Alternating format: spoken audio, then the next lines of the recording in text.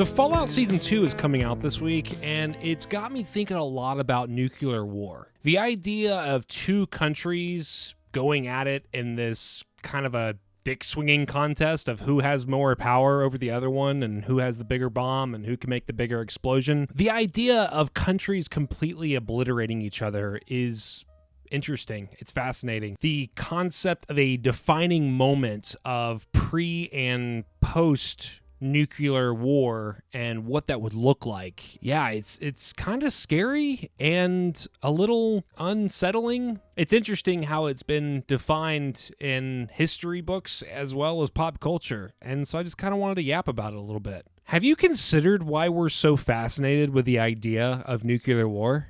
Let's go back to the beginning of time when Jesus Christ walked the earth. I'm just kidding. Let's go back to the beginning of where this nuclear energy came from. So here's the wild story of how nuclear weapons became to be. Back in the 1930s, scientists were making some pretty crazy breakthroughs in physics.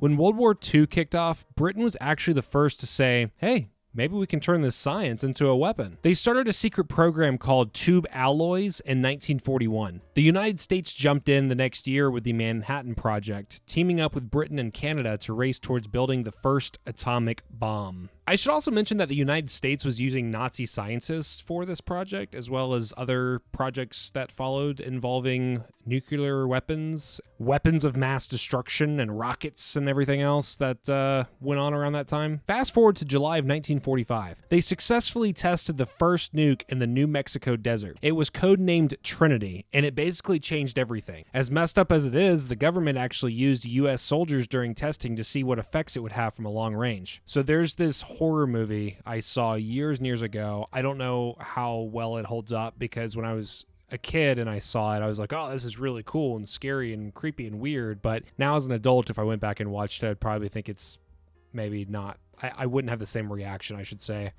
That movie's called Hills Have Eyes. Maybe you've heard of it, maybe you haven't. It's a horror movie, and it is an exaggerated fantasy story, I guess, about how the offspring of the people, of the soldiers, I should say, that were a part of these testing programs, they're having radioactive birth defects, and they're all like mutant monster people that end up murdering a group of innocent civilians that travel through the desert. So yeah, it's interesting if you're into that kind of thing, but if not, then probably don't need that nightmare fuel in your life. Anyway, just weeks later, the United States dropped atomic bombs on Hiroshima and Nagasaki in August of 1945. Those remain the only nuclear weapons ever used in actual combat, which is honestly both sobering and remarkable. The bombing of Hiroshima instantly killed around 80,000 people. The bomb created a fireball with temperatures hitting 7,000 degrees Fahrenheit, basically vaporizing everything near ground zero. By the end of the year, the death toll had climbed to over 140,000 as radiation sickness took hold. And the bomb that was dropped on Nagasaki killed around 40,000 to 75,000 people immediately. This one was actually more powerful, about 21 kilotons compared to Hiroshima's 15, but the hilly terrain limited some of the destruction. The aftermath was horrific. Survivors experienced what doctors called atomic illness, radiation sickness that killed people who seemed fine at first. Black radioactive rain fell after the explosions, contaminating everything it touched. Medical facilities were destroyed, making it nearly impossible to help the injured. Cancer rates and birth defects spiked in the years that followed. Japan surrendered 6 days after Nagasaki, officially ending World War II. Whether the bombs were necessary to end the war remains one of history's biggest debates. Some say they saved lives by avoiding a mainland invasion.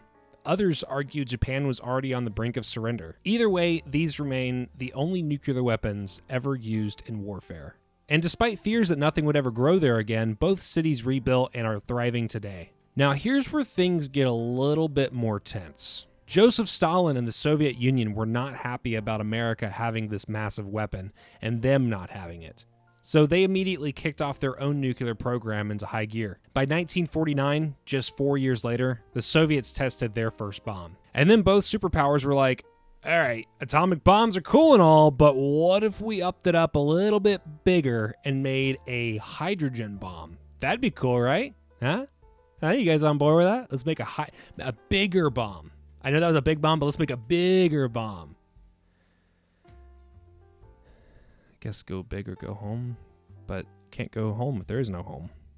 So, enter hydrogen bombs, fusion weapons that were thousands of times stronger than the original atomic bombs. The whole strategy became known as mutually assured destruction, or MAD, which is hilariously appropriate because it was completely insane. The idea that if both sides had enough nukes to completely destroy one another, neither would dare to attack first. It's like two people holding a loaded gun to each other's heads.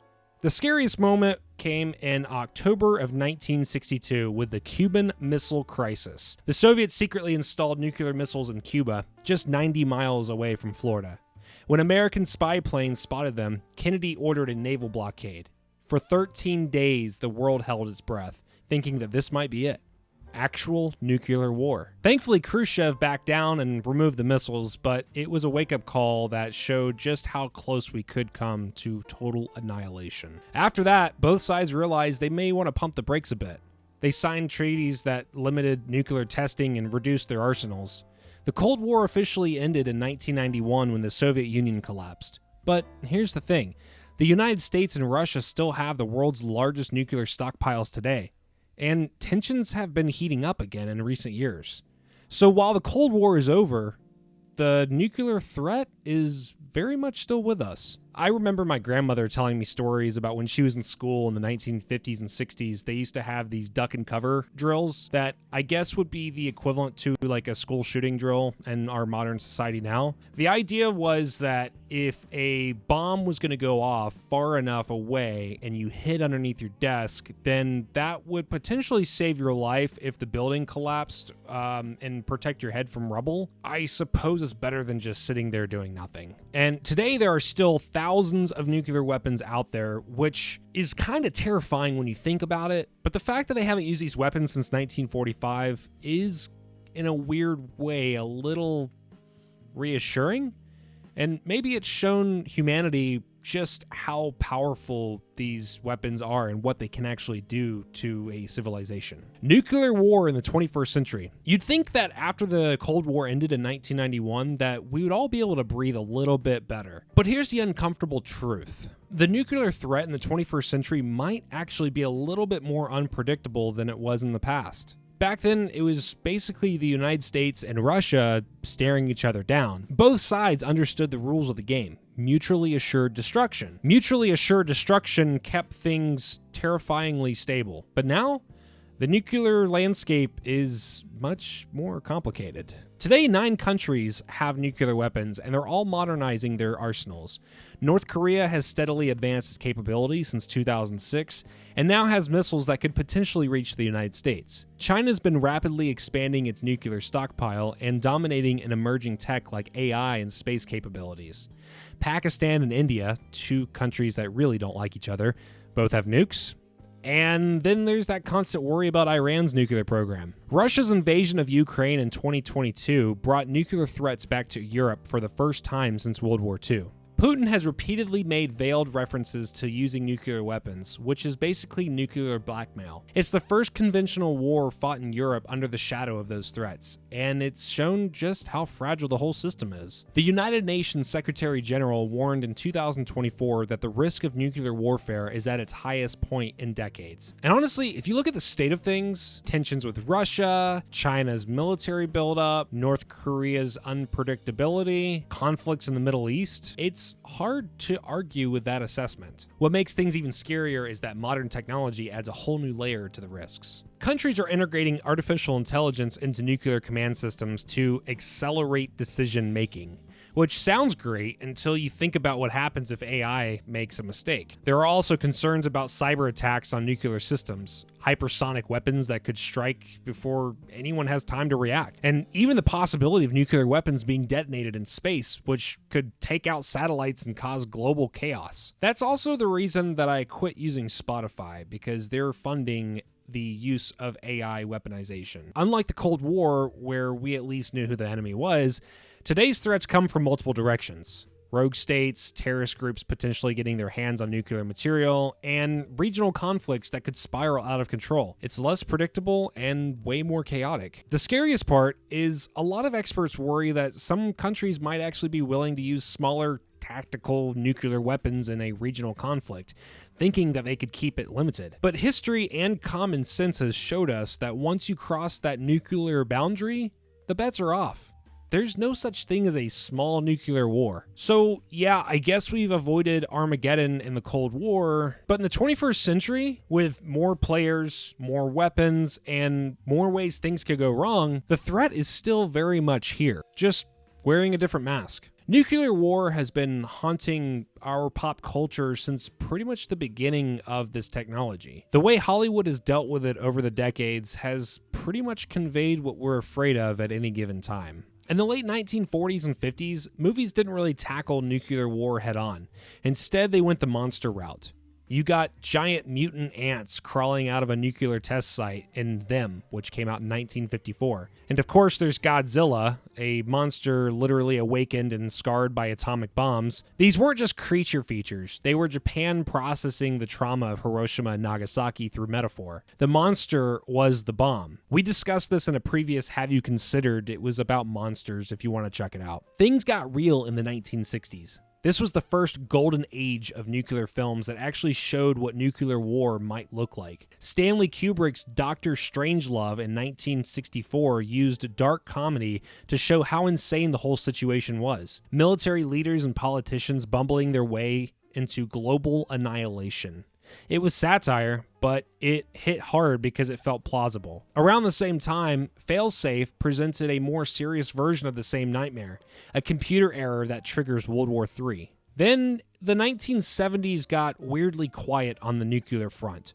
Vietnam and civil rights dominated the cultural conversation, and Hollywood mostly moved on to other fears. But that all changed in the early 1980s when Reagan ramped up the arms race and started calling the Soviet Union an evil empire. The Day After, in 1983, was a cultural earthquake. This movie showed a nuclear strike on Kansas and the horrific aftermath. 100 million Americans watched it, including President Reagan himself, who wrote in his diary that it left him deeply depressed. People opened hotlines for distressed viewers after it aired. Kids went to school the next day asking their parents if they were going to die. It wasn't entertainment, it was a collective nightmare we all experienced together. That same year, War Games added a new twist. A teenager accidentally hacks into NORAD and almost starts World War III by thinking he's playing a computer game. It introduced the idea that technology itself could be the problem, which feels pretty relevant today given that AI is running nuclear systems. The United Kingdom gave us Threads in 1984, which might be the most terrifying nuclear film ever made. It followed ordinary people in Sheffield through a nuclear attack and showed the complete breakdown of civilization in graphic, unflinching detail. It was so disturbing that people still talk about it decades later. After the Cold War ended in 1991, nuclear war mostly became a plot device rather than the main topic. Movies would have nukes in them, like Independence Day in 1996 or The Dark Knight Rises in 2012, but they weren't really about nuclear war anymore. The existential dread had faded, but recently, it's coming back. Oppenheimer in 2023 was a massive hit and brought nuclear weapons back into the cultural conversation. There are new films and shows in production, adaptations of books about nuclear war scenarios, documentaries about the ongoing threat. It's like Hollywood is waking up to the fact that the nuclear threat never actually went away. We just stopped paying attention for a while. What's interesting is these films have real power. The Day After helped shift public opinion so much that Ronald Reagan actually started to enact some policies and de-escalate things with Gorbachev. Movies about nuclear war aren't just reflecting our fears, they're shaping how we think about these weapons overall, and whether we're willing to accept living under their shadow. So yeah, from Godzilla to Oppenheimer, pop culture has been trying to help us process the unthinkable for about 80 years now. And the fact that we're seeing a resurgence now, that should probably tell us something about where we are in the world. Then there's this whole other side to the pop culture, stories that skip the war itself and jump straight into what happens afterwards. These are the post-apocalyptic wastelands that have become their own massive genre. The Fallout video game series, which started in 1997, is probably the most iconic example. It imagines a world where a nuclear war between the United States and China in 2077 turned everything into an irradiated wasteland. What makes Fallout so distinctive is its retro-futuristic vibe. It's like the 1950s vision for the future got nuked. You've got vacuum tubes and monochrome computer screens, alongside energy weapons and advanced AI. People survived in underground vaults, which were actually some pretty fucked up social experiments. And the game let you explore what was left of California, Las Vegas, Washington, D.C., Boston, and the Appalachians in West Virginia. The recent TV adaptation on Amazon brought this world to a whole new audience and proved just how compelling this setting still is. Metro 2033 takes a completely different approach. Based on a 2005 Russian novel by Dmitry Glukhovsky, it's set in the Moscow metro after a 2013 nuclear war devastated Russia. The last survivors live in the metro tunnels, and different stations are controlled by warring factions: communist, fascist, and independent groups all fighting for survival. The surface is a radioactive hellscape filled with mutated creatures. What makes Metro so haunting is its claustrophobic atmosphere. You're trapped underground with these fractured societies, and the whole thing feels like a dark meditation on what humanity becomes after civil collapse. Then you've got The Book of Eli in 2010, starring Denzel Washington. It's a more spiritual take on the post-nuclear world. Denzel plays a lone wanderer traveling across a devastated America, protecting the last known copy of the Bible. Everyone wears sunglasses because of the solar radiation, resources are scarce, and cannibalism is rampant. Gary Oldman's character runs a fortified town and wants the Bible not for faith, but for its power to control people. That sounds pretty familiar. Honorable mentions. Mad Max deserves a shout out.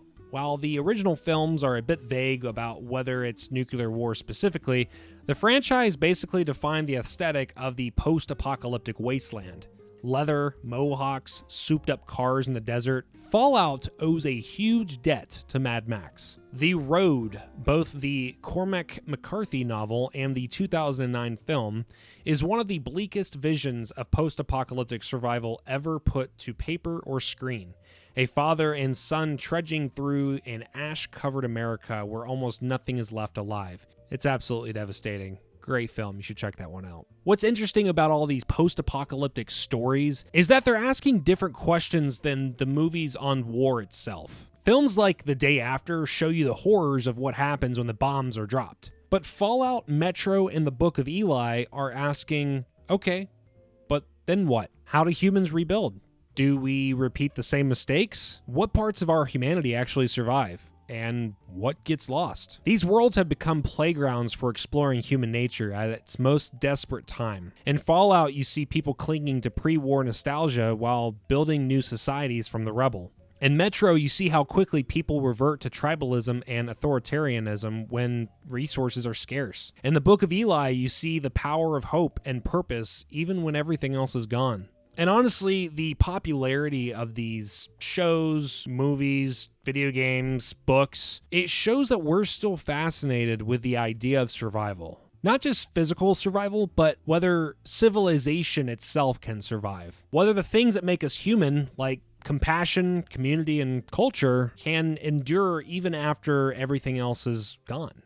It's dark stuff, but there's something weirdly hopeful to it all. We keep telling these stories of people who find ways to carry on, even after the most horrific thing possible has happened to them. Here's my final thoughts.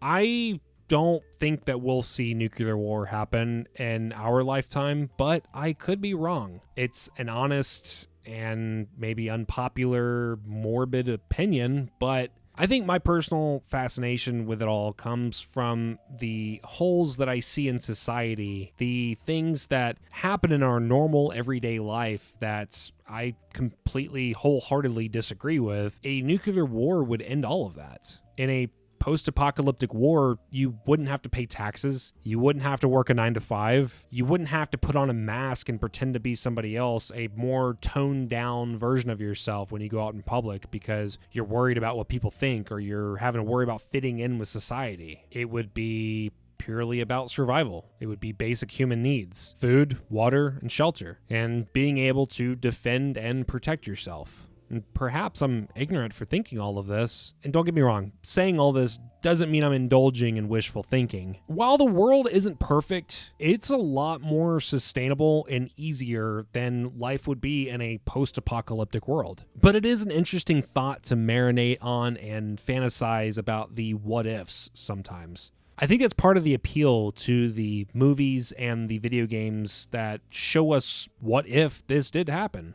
It depicts a different reality of the world as we know it coming to an end and having to transform into a different way of living. It's a fantasy that people are able to dip their toe into, and in reality, most of us wouldn't survive, including myself. Even if we did survive the initial bombing, I don't think any of us would have a sustainable life. I hope I didn't invoke too much fear and anxiety in y'all today on this one. It's just an interesting thing to think about and talk about, and I just wanted to kind of yap about it for a little bit and get some ideas off my chest, do some research on it. I was genuinely curious myself on how did we get here?